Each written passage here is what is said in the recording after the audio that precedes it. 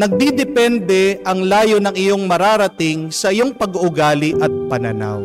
Your success or your failure will depend on your attitude, on your perspective, or your belief.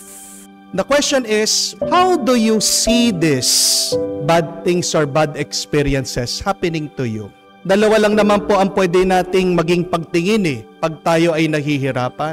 Pwede mong makita yan bilang parusa, o pwede mong makita yan bilang pagpapala o bendisyon. You can see your sickness or your problem as a prison, but I think God is inviting us to see our problems, sickness, and challenges as a passport. Pwedeng pabigat o pwedeng magiging daan ng iyong kaginhawahan. How do you see life? Is it a prison or is it a passport for you? Oo nga naman po, halimbawa pag meron kang utang, yung mga iba, di na makatulog, hindi mapakali, kaya po meron taong nagpapatiwakal, nagpapakamatay, nagbibigti. Kasi sabi nila yun na lang yung sagot para makatakas sila sa kanilang mga utang. But you know what? Your debt can also be your passport. What is a passport? Ticket, a passes, so that you can enter into a aircraft, an airplane. Saan pupunta po yung airplane? Kahit saan. Sigurado naman, mas maganda kaysa sa iyong kasalukuyan na kinalalagyan. Meron po akong kakilala na puno po sa utang. Pinahunting, pinapakulong. Pero para sa kanya yung utang niya, naging motivation niya.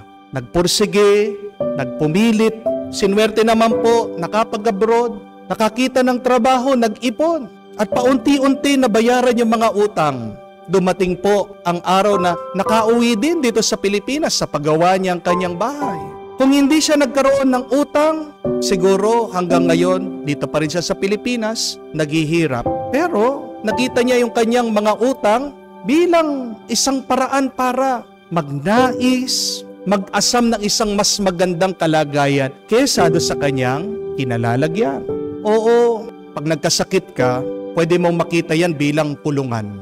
Pag ikaw ay may karamdaman, nandun ka lang sa kwarto, nagpapagaling ka. Pero alam niyo po ba na pwede mo din naman makita ang iyong sakit bilang passport, bilang daan para mapabuti ka. Meron po mga iba nagkukwento sa akin, magsimula nung nagkaroon po ng sakit yung kanilang minamahal, sabi, Father, bumait. Hindi na po kamukha ng dati. Tumigil po sa pagbibisyo. Dati, nakakaubos ng ilang pack ng sigarilyo, ngayon tumigil. Inatakot sinabi ng doktor, kung hindi mo titigilan niya, mamamatay ka. Meron po mga iba, no nagkaroon sila ng sakit, naging paladasal. Meron din po mga ibang pamilya na kung saan nagkaroon ng sakit ang kanilang minamahal, nag-usap-usap yung mga hindi nagkikibuan, yung mga nag-aaway. See, the sickness has become a passport to new and good things. Buksan niyo po ang inyong mga Biblia.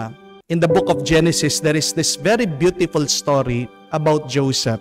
Kung kayo po ay dumadaan sa mga sunod-sunod na pagsubok, find inspiration in that story of Joseph the Dreamer. Kinamuhian po siya ng mga kapatid niya, pinagselosan siya, naiinggit sa kanya, binenta po siya, naging po siyang alipin. May nakabili po sa kanya pero na-attract po yung asawa ng kanyang master sa kanya. Dahil tapat po siya, ayaw niyo po yung pumayag na magkaroon sila ng affair. Pinagbintangan siya. Nagalit po yung kanyang amo. Siya po ay pinakulong. 13 years. He was in prison. Imagine that. Iniwan na lang po siya para mabulok doon sa kulungan. Pero binigyan siya ng isang talento ng Panginoon. Ano po yun? The ability to read dreams. At dahil po doon sa kanyang abilidad, narinig po ng hari, tinulungan niyang hari ng Ehipto. From the prison, he became the right hand of the king. Tingnan niyo po yun. From the pit to the throne. From the bottom to the top. Dahil hindi siya tumigil na nagtitiwala, naniniwala, umaasa sa Diyos. But here is the very beautiful detail in that story. Read about this. Nung nagkaroon daw po ng anak si Joseph, dalawa po yung naging supling niya. At napakaganda po ng pangalan ng dalawang anak niya. Ang pangalan ng isang anak niya, Manase. At alam niyo po kung anong ibig sabihin ng Manase? To forget the painful past. To forget the painful past. Yung pangalawa po niyang anak, pinangalan niya Ephraim. Ano pong ibig sabihin ng Ephraim? To be fruitful in times of adversities. Ang ganda po, no? Ano po ang sinasabi sa atin nito? Kung hindi ka titigil na nagtitiwala, naniniwala sa Diyos, darating ang oras at panahon din, bibigyan kanya ng Manase at Ephraim. Ibig sabihin, yung sakit, yung bigat, yung hirap na nararanasan mo, makakalimutan mo din yan. Kung magtitiwala ka, maniniwala ka, hindi mo iiwan ng Diyos, pagkakalooban kanya ng umaapaw na bunga sa iyong buhay. Kamukha din po dito sa ating nabasang ebanghelyo. Itong taong may ketong, iniiwasan siya ng mga ibang tao kasi nung unang panahon, pag meron kang ketong, ang tingin sa iyo makasalanan. At ang mga ibang tao, paniwala nila na yung kasalanan mo at yung sakit mo pwede mong maipasa sa kanila. Pero naglakas ng loob itong taong lumapit kay Jesus. Humiling siya at anong sabi ng Panginoon? Ask and you shall receive. He asked to be healed and he received this healing grace from Jesus. Pero ito po yung magandang detalye. Hindi niyo po napansin. Nung gumaling siya, nakalimutan na niya na dati may sakit siya, na dati may ketong siya. Dati nung may ketong siya, siya mismo umiiwas sa mga tao. Kasi yun yung utos ni Moises eh. Pag meron kang sakit, wag mo lalapitan yung mga tao. Pero dahil nung gumaling siya, nakalimutan na niya yon. Anong ginawa niya? Lumapit siya sa mga tao at binalita niya ang ginawang milagro ng Diyos sa kanya. Because of Jesus' blessing, because he received this miracle healing in his life, he forgot the pain of his past. And he became fruitful. How? By proclaiming the goodness of God, not only there in Israel, but also abroad. Sabi po, lumabas pa siya ng bansa. Di ba tayo din pong lahat? Yan yung panalangin natin. Pagdating ng araw, sana makalimutan ko yung sakit. Pagdating ng araw, aapaw ang pagpapala at bendisyon ng Diyos. Posible. Paano? Magpakumbaba ka, lumapit ka kay Jesus, humiling ka. Minsan po, ako po ay nalulungkot pag mayroong mga ibang tao na pumupunta dito sa parokya na ino-open up po, binubuksan yung kanilang mga problema sa akin. Lalong-lalo na nalulungkot po ako pag yung mga nagka-counseling sa akin, mga misis, isa lang naman palaging sinusumbong sa akin eh. Yung kanilang mga mister matitigas ang ulo. Merong number 2, may number 3, may number 4 pa. Ang kinalulungkot ko po dito, ito po no. Kadalasan po sa mga nangangaliwang lalaki, ang yayaman, they are well off. Di ko naman po sinasabi lahat, no? Meron po iba dyan, wala nang ang pera, nang bababae pa. Hindi po ba? Pero kadalasan po, totoo po ito. Kung sino pa yung mga pinagpala ng Diyos ng sobra-sobrang pera, sobra-sobrang kayamanan, sobra-sobrang kapangyarihan, sila pa yung may lakas ng loob na mga liwa at magkasala. Bakit nakakalungkot po ito? Kasi ang tanong, nasaan yung utang na loob mo sa Diyos? Tinaas ka ng Diyos, inangat ka ng Diyos. Nasaan ngayon ang Diyos sa buhay mo? Bakit nakalimutan mo siya? Diba? Pag pinagpala ka ng Diyos, sana anawin mo naman na utang na loob yun, pasalamatan mo siya, purihin mo siya. The least that you can do is to be faithful to God because God has blessed you with power, with health, with wealth. Amen? Pero yan po yung malungkot na katotohanan. Kung sino pa yung pinuno ng grasya ng Diyos, sila yung mga nakalimot sa ating Panginoon. Pero may hangganan din ang lahat. Nakikita ng Diyos ang lahat. Maaari yung iba sasabihin nila, kaya nga po Father, parang hindi na ako naniniwala sa Diyos kasi kung sino pa yung mga masasama silang binibindisyonan ng Diyos. Hindi po totoo yun. Ang buhay ay gulong. Tandaan niyo po, umiikot lang yan. May hangganan din ang lahat. Kaya kung ikaw ay nasa baba, kung ikaw sa tingin mo nasa kulungan ka, huwag kang titigil na maniwala at magtiwala sa Diyos. Pagdating ng araw, itataas ka din niya, iaangat ka din niya, ikaw din ay pupunuin ng kanyang grasya. Yung mga walang utang na loob na ngayon nasa taas, ibababa niya. Believe in miracles. They are true. Miracles do happen. God can create possible things from the impossible. Amen? Ako na lang po, saksi ako dyan. Last year, palagi ko naman po sinasabi sa inyo, di ba? Na meron po ako frozen shoulder. Yan yung palagi kong dinadaing nirereklamo. Hindi ko man po mataas itong aking kamay, hanggang dito lang po. Siguro po dahil din sa pagod, sa stress. Pero nung pinalad po akong makapunta sa Lourdes, France, sikat na alam natin ang mga taong may sakit doon gumagaling dahil po doon sa tubig. Pagdating ko po doon, talagang uminom po ako ng 1 litro ng tubig galing po sa bundok. Yung aking po nanay talagang pinahid sa akin, konti na lang, paliguan po ako doon sa kalsada, doon sa tubig. But as I was drinking, I was praying.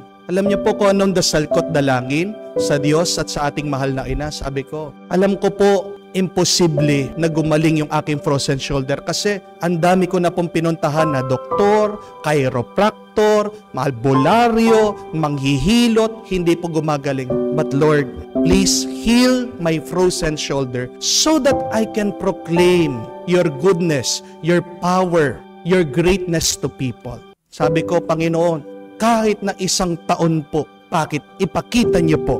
At alam niyo po ang mabuting balita, last November, hindi man po natapos ang 1 taon. Napansin ko po ito. Natataas ko na po ang kamay ko diretsyo. Dati hindi ko po mataas hanggang ganyan lang. Isang malaking milagro, magtiwala po kayo. Ako na nagsasabi. Kala mo hindi posible? Posible. Kung meron kang paniniwala, pagtitiwala at pag-asa sa Diyos. Ano yung bagay na napaka-imposible pero gusto mo na mangyari sa iyong buhay? Maaaring sa iyong finances, maaaring sa inyong relationship, maaaring sa iyong sakit, maaaring sa iyong trabaho, whatever it may be, my dear friends. Trust in the Lord. He is the one who creates miracle. At pag ikaw ay dumadaan sa problema, remember, see that as your passport. And always pray, say, someday, I will have my Manasseh. I will forget the pain of my problem. Someday, I will have my Ephraim. I will be very fruitful in my life despite of my challenges.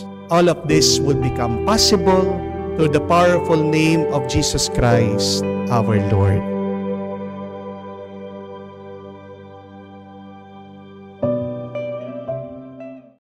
Palagi pong tinatanong sa aming mga pari ito, Father, masama po bang mag-isip ng masama?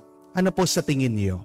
Is it a sin to have bad thoughts?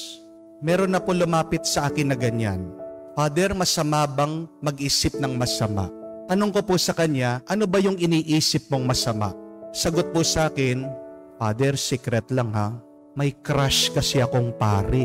Ako yata yun, sabi ko. Masama po ba pag iniisip ko itong crush kong pari? Pero ano po sa tingin nyo? Is it bad to have bad thoughts? Masama ba ang mag-isip ng masama? And the answer is, it is. Masama ang mag-isip ng masama. Kasi kung hindi masama ang pag-iisip ng masama, dapat hindi natin pinagdarasal ito sa umpisa ng misa. We begin the Mass by confessing our sins to God. At anong sinasabi natin? Tayo'y nagkasala sa isip, sa salita, at sa gawa. Kung hindi masama ang nag-iisip ng masama, dapat sinasabi natin, hindi tayo nagkukumpisal, ang kinukumpisal lang natin sa ating salita, sa ating gawa. Pero tingnan niyo po, saan nag-uumpisa ang paggawa ng masama? Sa isip ng tao. Hindi ka magkakasala kung hindi ka mag-iisip ng masama. Yan din ang pinapaalala ng ating ebanghelyo. Narinig natin, mga pari sa loob ng templo, they were elders, mga matatanda, respetado, ginagalang sa kanilang bayan. Nagplaplano daw, paano nila papatayin si Jesus. And they were justifying their sins. Ganyan tayo Pag meron tayong ginagawang masama, nag-iisip tayo ng dahilan para maging mabuti yung gagawin nating masama. That is what justification means. Ano ang sabi ng isa? Hayaan mo nang mamatay para sa bayan, para sa pagkakaisa ng lahat. Kesa naman sa lahat tayo ay lipulin ng mga Romano. And yet, they were still sinning. Nagkakasala pa rin sila. Bakit? Kahit na ano pang sabihin nila, kahit na ano pang dahilan nila, masama pa rin ang binabalak nila. Be careful, my dear friends, when you think wrongly. Be careful, my dear friends, when you have bad thoughts in your life. Why? Because you might be planning to kill Jesus. Baka isa ka rin dun sa mga gustong makapanakit sa ating Panginoon. Guard your thoughts. Bantayan mo ang iyong isip. Marami tayong naiisip sa maghapon. Pero ang tanong, are they helpful? Remember that the seeds of our actions are our thoughts. Kaya nga may kasabihan, that your thoughts will become your words will become your actions. Wala kang nararamdaman na hindi nag-uumpisa sa iyong kaisipan. Amen? Wala kang gagawin kung hindi mo ito inisip muna. Mag-isip ka ng masama, ano magagawa mo? Mabuti? Hindi. Masama. Kung merong masamang pumasok sa isip mo, ikaw din kaya mong pigilan yan, kaya mong alisin niya. Amen? Tanungin mo ang sarili mo, ano ang masamang iniisip mo araw-araw? Bakit inaaway mo yung asawa mo? Kasi minsan pinagdududahan mo siya. Amen? May nakita lang ibang babae, anong sinasabi mo? Hindi na ako mahal ng asawa ko. Sabi mo, di ba? Pinagdududahan mo yung asawa mo. Hindi yata binibigay sa akin yung sweldo. Meron pang tinatago. Bakit ka nakikipag-away sa kapitbahay mo? Bakit meron kang kinaiinisan na ibang tao? Anong naiisip mo? May nakita ka lang na pinost sa Facebook niya, o yata, yung pinaparinggan nito. Di po ba? It all happens in your thoughts. Bakit nagkakasakit ka? Stress yan. Amen? Ayaw mo man aminin, unconsciously, you're trying to suppress it, you're trying to hide it, you're trying to bury it, pero hindi mo maiwasan. Meron kang problema na ayaw mong harapan. Kaya nga, it manifests in your bodies. Amen? Aminin mo yan. Masakit ang balikat mo, masakit ang tuhod mo, masakit ang tiyan mo. Bakit? May galit ka. May sama ka ng loob. Sa nagumpisa yan? Sa kakaisip, sa iyong mga pag-aalala, sa kinabukasan, yung pag-iisip tungkol sa pera, sa iyong kabuhayan. Amen? We can guard our thoughts, just like how we guard our houses. Kung nga ikaw, napakaselan mo sa iyong bahay, ayaw mo na merong dumi, alikabok na pumapasok sa iyong tahanan. Ganyan din po ang mga masasamang iniisip natin. Basura yan. Free your minds from bad thoughts and you will be free. Hindi ko po alam kung napanood nyo yung pelikula, yung kwento ni Peter Pan. Nung bata po tayo, di ba? Si Peter Pan nakakalipad. Merong mga ibang bata, inanyayahan. Gusto din lumipad. Alam niyo po yung palagi ang sinasabi, kung gusto nyong lumipad, sabi niya, think happy thoughts. Think happy thoughts. Hindi makalipad kasi hindi masaya yung iniisip. At napakaganda po, no? Kung gusto mong maging magaan ang iyong buhay, think happy thoughts. Maging masaya sana ang iyong iniisip. Pero tignan mo, bakit napakabigat ng buhay mo? Because you do not have happy thoughts. You have bad thoughts. Gusto mo maging malaya? Gusto mo maging magaan ang buhay mo? Gusto mo maging masaya? Gusto mo maging payapa? Umpisahan mo sa pag-iisip ng mabuti. Umpisahan mo sa pag-iisip ng mga banal na bagay. At makikita mo, may pagpapala, bendisyon na mangyayari sa iyong buhay. Amen? Ito po yung ating pagdasal. Humingi tayo ng tawad ngayon sa mga pagkakataon na napakarami nating iniisip na hindi naman mabuti, hindi nakakatulong. Mapatulong tayo sa Banal na Espiritu, sabihin natin, halina Banal na Espiritu, tulungan mo ko magkaroon ng mabuti at banal na kaisipan para sa aking pagpapatuloy sa buhay, magkakaroon din ng bunga na mabuti at banal.